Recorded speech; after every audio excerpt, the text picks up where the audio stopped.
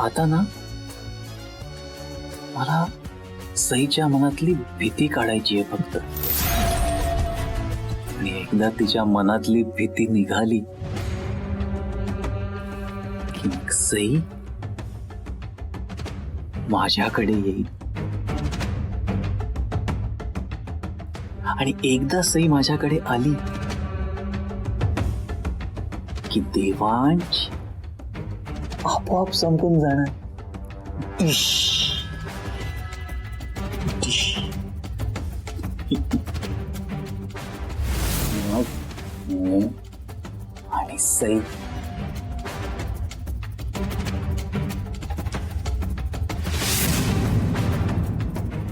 अरे तुमच्या या मूर्ख लव्ह स्टोरीमुळे एक दिवस आम्ही लटकू. अरे तुला कळत कसं नाहीये विक्रम, तुला देवांशला संपवायचंय, त्यावर फोकस कर. जोपर्यंत तू देवांशला संपवत नाहीस तोपर्यंत सई तुला भाव देणार नाही.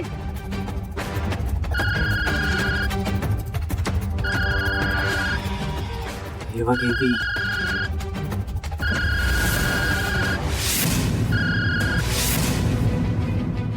सईचा फोन आहे.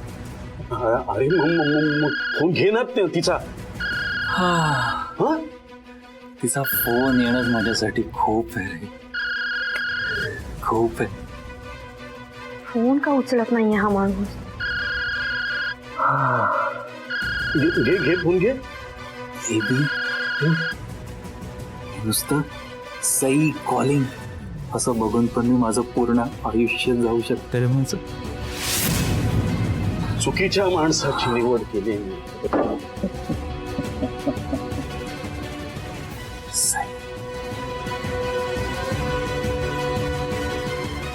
काय करू मी माणसाचं, कसं पोचू याच्यापर्यंत?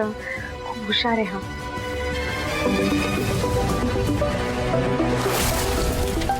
हॅलो सई, एक सेकंदही जात नाही ना तुझा माझी आठवण काढल्याशिवाय. तू मला भेटणार होतास ना, मग मला फसवून का गेला? आणि कोण होती ती सगळी माणसं? त्या माणसांमध्ये मी नाही ओळखू शकलीये तुला. नक्की काय चाललंय तुझ्या डोक्यात, मला कळेल का? कळलं ना सई आता मी किती हुशार आहे ते.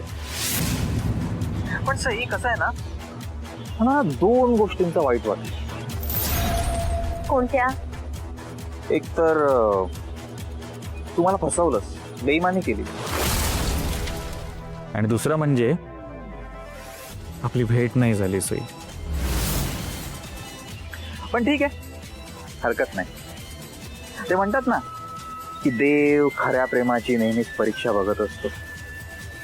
कधी भेटणार आहे? इतकी उतार